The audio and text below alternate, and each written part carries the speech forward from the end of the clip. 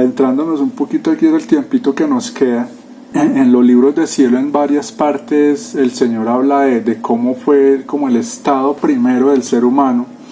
Es muy importante que nosotros meditemos en ese tema como para tener una conciencia más clara de a qué es a lo que Dios nos llama, qué es lo que Él quiere repetir en nosotros, ¿sí?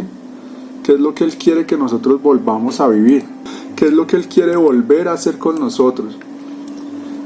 Por eso vuelvo y repito que estos libros se llaman el llamado para que la criatura regrese. ¿Regrese a qué? A esto, al Edén, al paraíso, al estado original en que Dios nos había creado. Entonces dice: os invito a todos, venid conmigo al Edén, donde tuvo principio nuestra existencia, donde el Ser Supremo creó al hombre y haciéndolo rey le dio un reino en que reinar. Ese reino era todo el universo, pero su cetro, su corona, su autoridad salían del fondo de su alma, en que residía el fiat divino como rey dominante, el cual formaba la verdadera realeza del hombre. Esto acuérdense que estaba en el llamado de Luisa, o sea, ya lo habíamos leído hace poco. Entonces ella nos está diciendo eso, o sea, mire, yo lo llamo, miren esto tan hermoso, miren cómo Dios nos había creado, y resulta que es que Él quiere volvernos a dar esto. Eso es lo que ella nos está diciendo ahí. Miren la grandeza que perdimos. ¿Quieren recuperarla? Sus vestiduras eran regias, más refulgentes que el sol.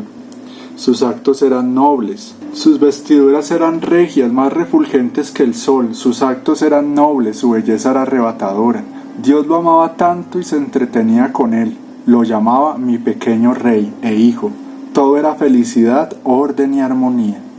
Entonces miremos esa imagen tan hermosa, como nos recuerda lo que dice en el Génesis, que el mismo Dios salía a caminar con Adán en el paraíso todas las tardes. Entonces, ¿de qué hablaría?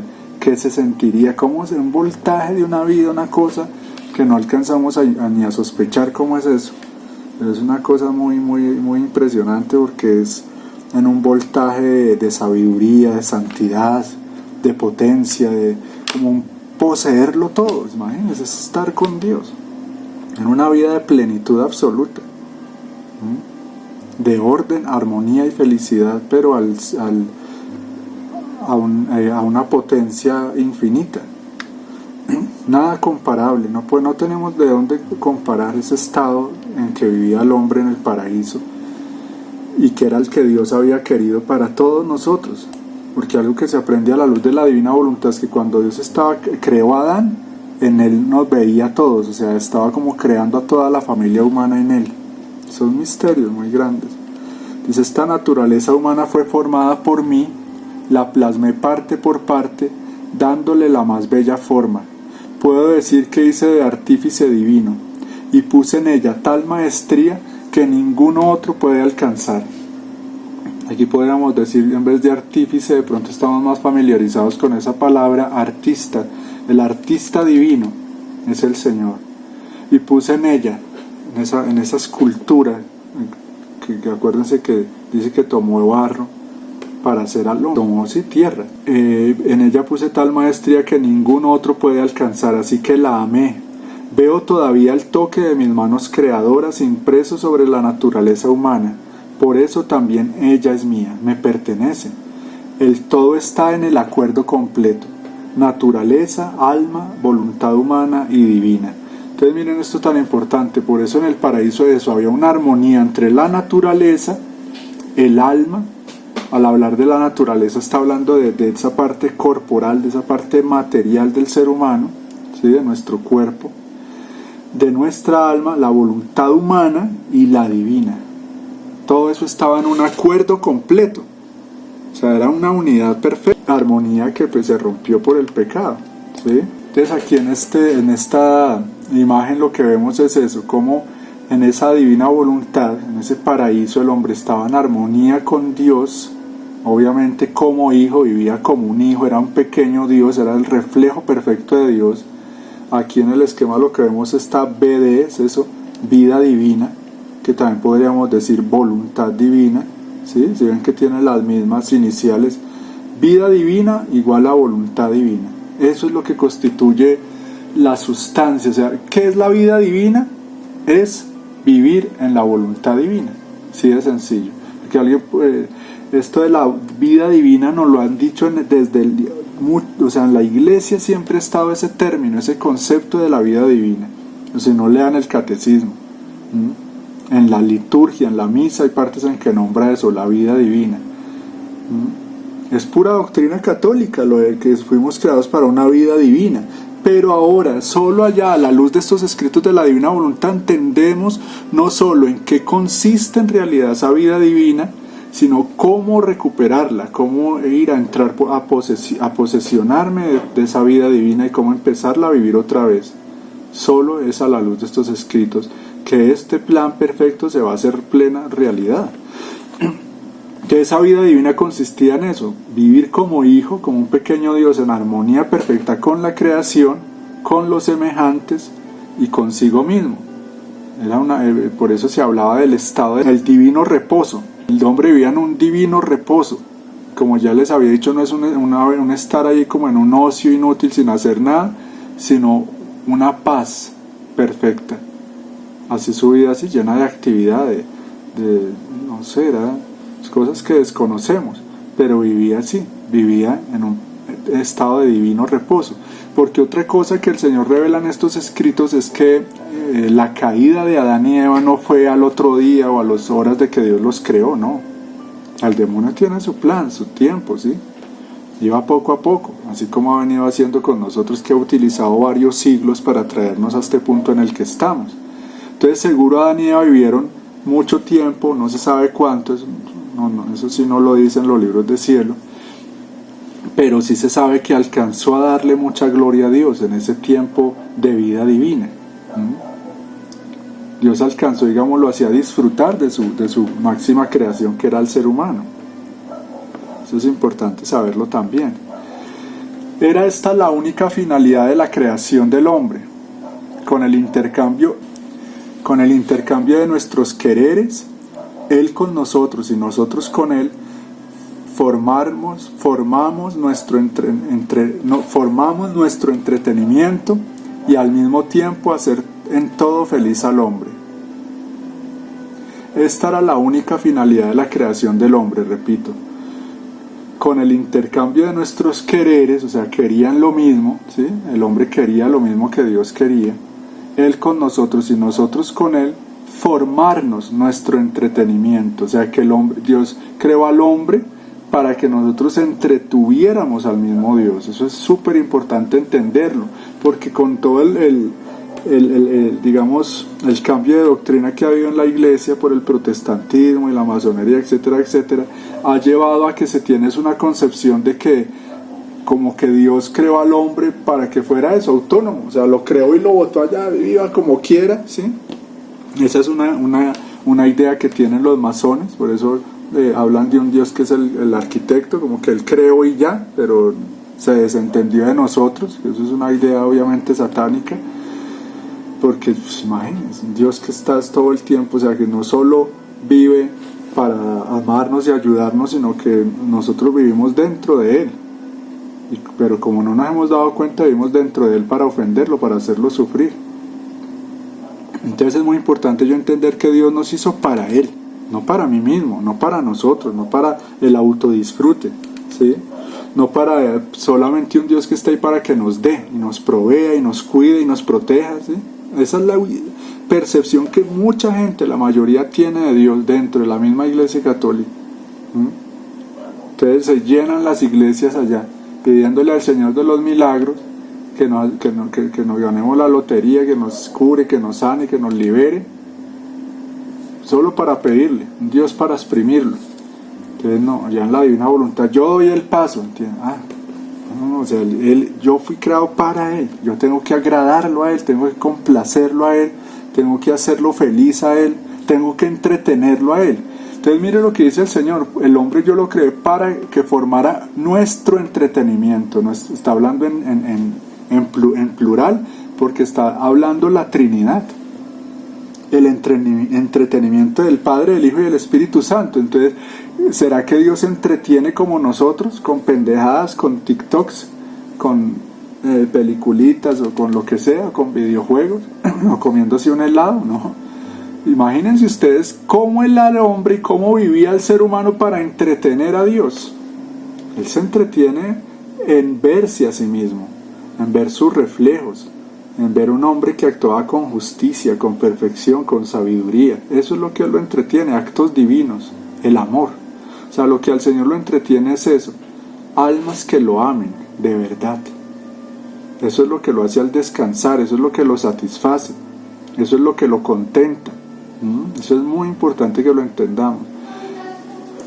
Hacerlo vivir como hijo nuestro y poner en común con él nuestros bienes, a fin de que él fuese en todo feliz y nosotros quedáramos complacidos por su felicidad.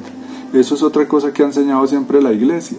La gloria, lo que le da gloria a Dios es ver al hombre glorioso, o sea, que se le parezca a él, verlo bien, pero en todo el sentido. Vuelvo y repito, no es verlo bien según la idea de este mundo o la idea protestante, es verlo bien, porque se porta bien, porque vive bien, porque piensa bien, porque ama el bien, porque hace el bien. Hija mía, antes que todo Adán, antes de que se sustrajera de mi voluntad, era mi hijo. O sea, antes de la caída en el pecado. Contenía por centro de su vida y de todos sus actos a mi voluntad. Por lo tanto, poseía una fuerza, un dominio, un atractivo todo divino. Por lo tanto, poseía una fuerza, un dominio, un atractivo todo divino. Por eso sus respiros, su latido, sus actos daban lo divino. O sea, el hombre producía actos que eran un darle a Dios las mismas cosas de Dios. Un devolverle a Él lo que Él es. O sea, era un reflejo, un pequeño sol. Por eso Adán y Eva, como nos dice aquí, estaban vestidos de inocencia. Miren los vestidos, una vestidura de luz, eran soles. No estaban desnudos. Esos son inventos del diablo, que estaban desnudos. Entonces Dios lo que enseña todo ese gnosticismo y toda esa basura satánica que está muy metida en la masonería y en la cultura de ahora, es que el que viene a liberar al hombre, como a abrirle los ojos, es el diablo. Por eso yo no sé si ustedes sabían que por eso se llama la ilustración, es por eso, el iluminismo. Ellos creen que el diablo, por eso se llama Luzbel, se llamaba, porque ahora es Lucifer, que es una gran diferencia. Yo les había explicado eso, Ave María Purísima, porque a uno le gusta que uno lo desenmascare. Por eso oren mucho por mí, porque yo me la paso desenmascarándolo con el que puedo. Y después vienen los ataques o las tentaciones. Yo les pido oración por este pobre pecador para que me convierta de verdad. Entonces él ha metido esa idea de que él viene a abrirle los ojos a los hombres porque él es el que trae la luz del verdadero conocimiento para liberar al hombre de un Dios que lo tenía como enjaulado bajo sus reglas, como en un perímetro muy corto. Todo lo contrario, o sea, el hombre era libre, era divino, era perfecto, era eterno, era bueno, era feliz. Y mire en lo que está convirtiendo el demonio al ser humano. Prácticamente en un monstruo, en un mutante, en algo que ya no se sabe si es hombre o si es mujer, o si es animal o qué, como estamos viendo ya jóvenes por ahí que hasta cacho se mandan a hacer, unas monstruosidades que uno no vale la pena ni hablar de eso. Y al interior, ¿no? Muchos que pueden verlo bien, pero por dentro son monstruos. Hay un capítulo en que el Señor le muestra eso a Luisa, un grupo así como de sectarios, o sea, de masones, y había uno muriéndose ahí. Y dice que los demonios estaban alrededor de él, como lamentándose por uno de los suyos, o sea, les pertenecía totalmente. Y que ella hizo y le sufrió al Señor, y los dos, y él, o sea, se le muestra. Tengo que leerles ese capítulo un día, es impresionante porque da a entender eso. Primero, el valor de un alma, el dolor del Señor cuando se condena a un alma, pero también la maldad que hay, ¿sí? De hombres que desde hace siglos son consagrados al demonio. Y por eso lo que les estoy diciendo, piensan que Él es el bueno y que Dios es el malo. Imagínense la locura. Entonces no, el hombre estaba vestido, y lo que pasó fue que cuando dice en la Biblia que se le abrieron los ojos y vieron que estaban desnudos, es porque se les cayó ese vestido que tenían. O sea, quedaron desnudos. Por eso se avergonzaron. ¿Pero por qué se avergonzaron? ¿Cómo no se iban a avergonzar ante todo el universo de cometer semejante error? Perder a Dios por nada. creerle el cuento a una vil serpiente. Se avergonzaron, se vieron avergonzados de que lo perdieron todo, de que como metieron la pata terriblemente. Entonces uno también siente vergüenza cuando uno peca. Entonces ellos sintieron esa vergüenza. No es que se avergonzaron simplemente porque se les cayó la ropa que tenían, ¿no? O porque estaban ciegos, y entonces, que eso es lo que van a entender ¿sí? Que estaban ciegos, y entonces como que Dios los tuviera en un estado de ceguera, como embotados. Y entonces viene el demonio y les da como una luz para que ellos vean la realidad de lo que son, ¿no? No es eso, es todo lo contrario. O sea, el demonio da lo contrario de lo que ofrece. Les ofreció ser como Dios, ya eran como Dios, les estaba robando esa semejanza con Dios, como lo he repetido muchas veces. Y les dice: conoceréis la ciencia del bien y del mal. Ya conocían el bien, empezaron a conocer el mal. Entonces dice, ya para ir concluyendo por hoy, dice: todo su ser emanaba un perfume celestial que a todos nos atraía hacia él, así que nos sentíamos heridos por todas partes por este hijo.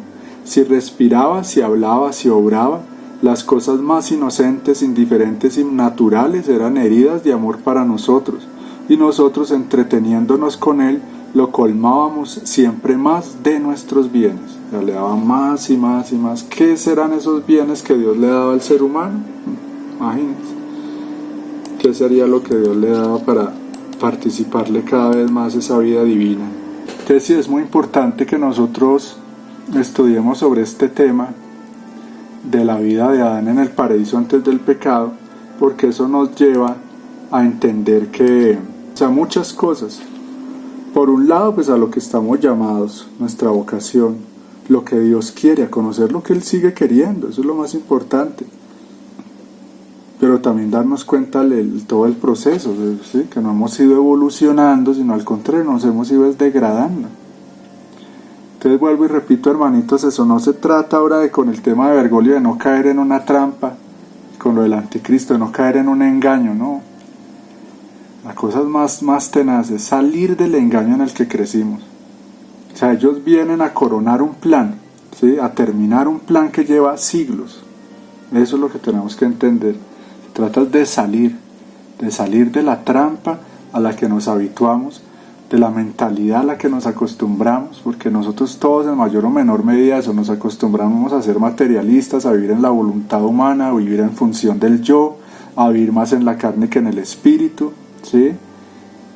Etcétera, etcétera. O sea, tenemos una cantidad de hábitos y de costumbres que tenemos que cambiar, pero no va a ser posible sino por la gracia de Dios, eso lo sabemos.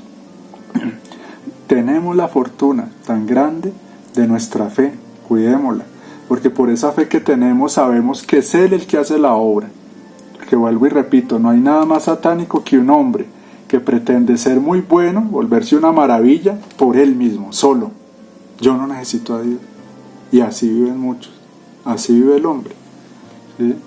La autosuficiencia y la autonomía total, y sin darse cuenta no hace, es una ilusión, es una completa ilusión, porque los mismos masones, mira, tienen su Rotary Club para hacer obras sociales, ¿sí? Que regalan sillas de ruedas y cosas así, hacen obras de caridad, sin caridad verdadera, y así promueven ahí cosas. Es como un político también puede ser bien malo, pero puede, pues, con toda la plata que maneja, puede haya que fundar un hospital, que no sé qué, un colegio aquí, un colegio allá, y entonces que por eso es bueno.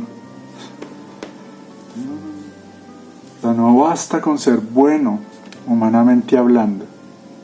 Ya sabemos, solo Dios es bueno, verdaderamente bueno. Hay que ser santos, luchar por ser santos. Y la santidad consiste en eso, en amar al Señor, eso es todo. No veamos la santidad, hermanos, como algo que, porque es que por eso es tan hermoso esto de la divina voluntad, porque, como he repetido varias veces, es para estos tiempos en que nos hemos vuelto tan flojos, en tanto sentido, tan débiles, porque nosotros no estamos para un estilo de santidad como de muchos santos que eran unos berracos, unos, como decía Santa Teresita, unos titanes, unos soles, ¿sí? Unos guerreros de la fe durísimos, fuertes, físicamente fuertes, en todo sentido, Pero ahora el Señor quiere una santidad que es más interior y que es más eso para, o sea, resulta, miren esto tan hermoso, resulta siendo la santidad más grande ofrecida a los más pequeños. Porque eso, nosotros en estos tiempos, aunque no lo crean, porque de pronto por la soberbia no queremos admitir que eso es una realidad, pero nosotros en estos tiempos, si nos comparamos con los de la Edad Media, somos unos mediocres, unos tibios, unos flojos, unos materialistas, ¿sí? Unos hipócritas muchas veces somos unos fariseos porque no vivimos de acuerdo a nuestra fe, o sea, no hay una unidad, nos contradecimos a nosotros mismos. Ojalá esté hablando solo por mí, porque que aquí estés hablándole a puros santos de verdad, pero por mí sí lo digo y por lo que yo veo, pero pues mi vista es muy miope todavía, pero sí, es hermoso eso, o sea, la santidad más grande, más perfecta, ofrecida para nosotros. Dios es muy sabio, Él sabe, por eso dice, Él dejó el mejor vino para el final, porque es que ese es el punto, la santidad es una obra de Dios, no es nuestra obra, no es una obra humana, no es porque yo sea muy inteligente o muy sabio, me mortifique mucho por más ayunos que haga, no, es dejarlo a Él hacer. Por eso la santidad consiste en eso, en mi unión con la voluntad de Dios, más que cualquier otra cosa. ¿Sí? En el grado de unión con la voluntad de Él, que yo quiera lo que Él quiere. Y por eso es muy importante la figura de Santa Teresita del Niño Jesús también, para entender que es vivir en la divina voluntad, porque el Señor le da mucha gracia y ella enseña eso, lo del camino de la infancia espiritual es muy como un paso, o sea, es una unidad, es esa pedagogía de Dios, o sea, está totalmente conectado con lo que es vivir en la divina voluntad. O sea, entendamos eso, así como el demonio, todos sus filosofitos que han sido como esos instrumentos del demonio, ¿sí? Todos esos filósofos de los últimos siglos especialmente están conectadas sus ideas, así ni se conocieran entre ellos, porque pues era el mismo espíritu el que los inspiraba. Lo mismo con los santos, pueden ser de distintas épocas, de distintos países, de distinta cultura, etcétera, pero está conectado todo, o sea, porque es el mismo Jesús hablando a través de ellos, haciendo su obra, avanzando en su plan, cada uno, tanto Jesús como el demonio avanzando en su plan de construir su cuerpo místico. Imagínense eso, el demonio construyendo el cuerpo místico que es la iglesia del anticristo, y Jesucristo construyendo su cuerpo místico que es la iglesia católica. Imagínense eso tan tenaz. Entonces han tenido su proceso, su pedagogía. Entonces eso, Santa Teresita, San Luis María de Montfort, Concepción Cabrera de Armida, el Padre Pío, todos esos santos de más recientes hacen parte de ese plan para enseñarnos a vivir en la divina voluntad. Pero es que con Luisa Picarreta ya viene a ser como eso, como una mamá, como una puerta que se abre para que todo eso que el Señor quería venir dándonos como a entender ya como que se desatara plenamente. Bueno, terminemos con una oración. Señor, te damos gracias en tu bondad, en tu misericordia, por todo lo que nos enseñas, por que te glorificas en nuestra debilidad, nuestra pequeñez, nuestra miseria, nuestra pobreza. Ayúdanos, Señor, a ser verdaderamente humildes, para que te dejemos a ti hacer tu obra, para que reconozcamos que por nosotros mismos somos la nada y que tú eres el todo. Te pedimos, Madre Inmaculada, que nos des tu paz, tu bendición, tu gracia, que nos protejas.